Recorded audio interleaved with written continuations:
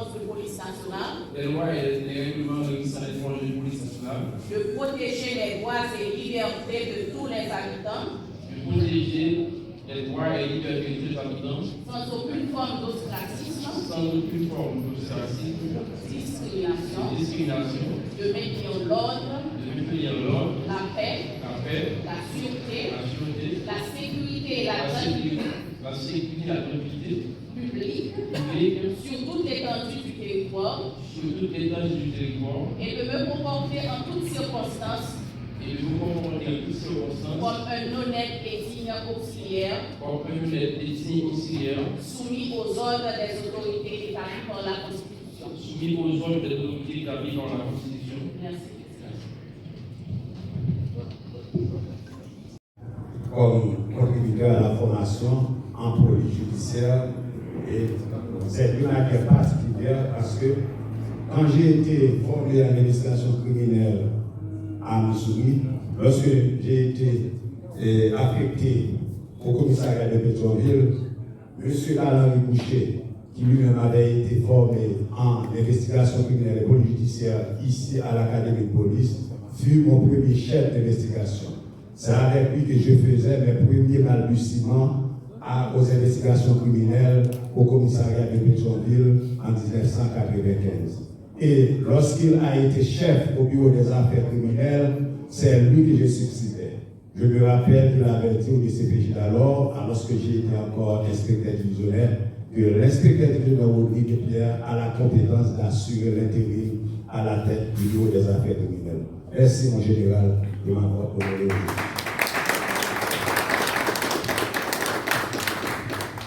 Nous continuons avec l'inspecteur général. J'appelle Jean-Édith Javier. Je vais procéder à la lecture. Honneur et mérite au commissaire municipal Jean-Édith Javier pour sa contribution à la formation des enquêteurs de la direction centrale de la police judiciaire en procédure pénale, module 1 et 2, entre le 1er et le 19 décembre 2025, pour l'obtention des compétences d'officier de police judiciaire. C'est la comprise le 22 décembre, le jour de mon anniversaire, je vous le rappelle, 2025, justement, inspecteur général du directeur central de la police judiciaire.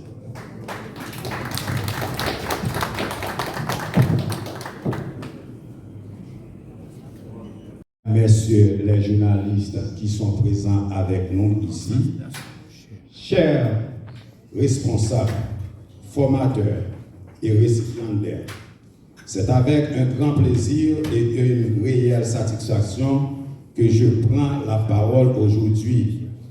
C'est le DCPJ qui parle. Ce lundi 22 décembre, à l'occasion de cette cérémonie de remise de certificats et de prestation de serment de cette cohorte d'officiers de police judiciaire de la DCPJ. Au nom de la DCPJ, je tiens à remercier les partenaires internationaux pour le support à ce projet de formation, notamment le gouvernement du Canada pour le support financier, l'OEA pour la mise en œuvre du projet et la coopération française pour son expertise.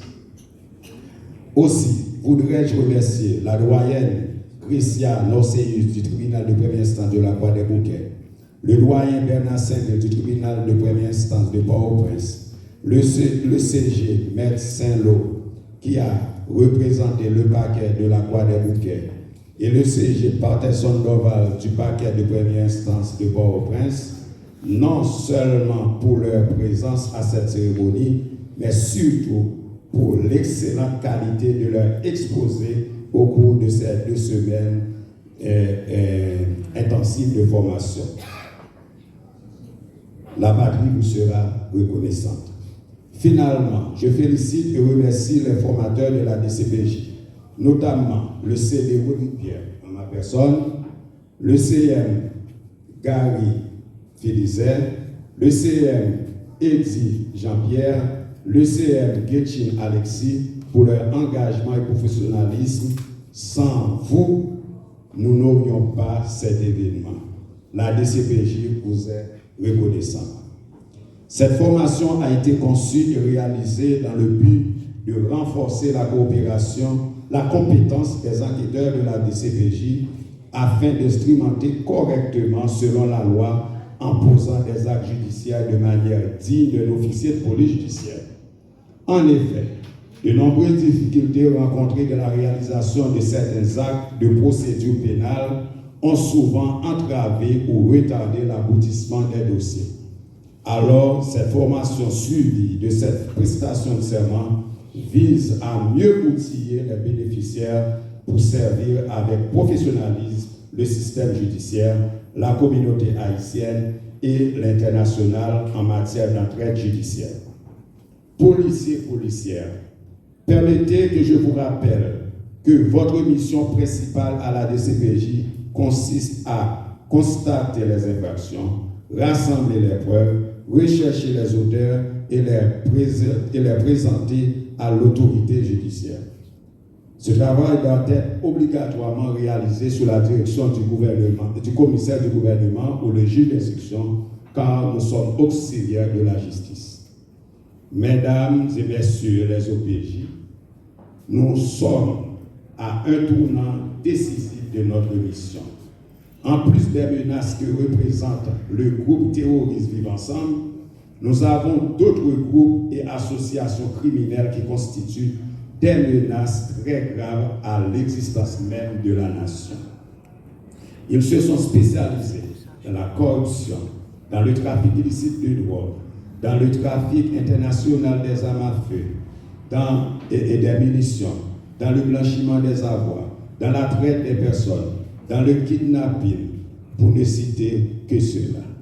Sans eux, pas bien vivre ensemble.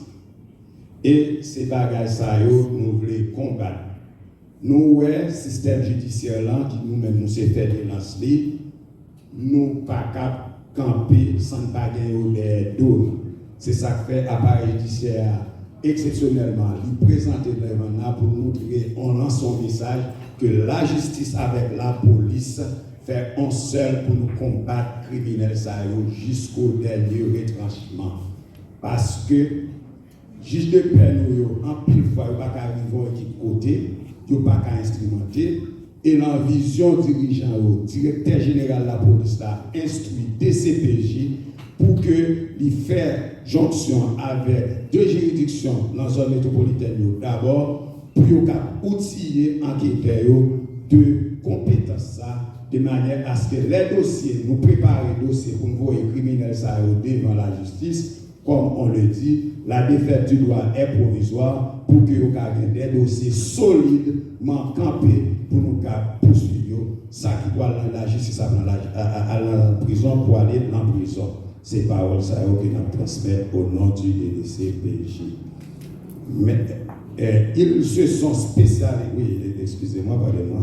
Ces bandits de tout poil et acabit se sont éparpillés dans tous les secteurs de la vie nationale, notamment dans le secteur public, le secteur privé des affaires et dans la société civile. DCPJ, main en main avec la justice, j'en suis là, a privé sous vous.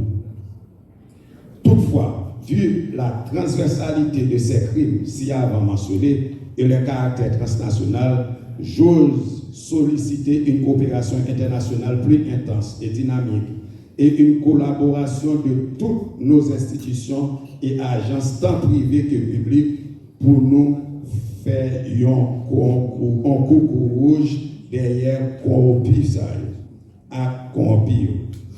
Derrière marchand de drogue, marchand d'armes, marchand de cartouches, kidnappés.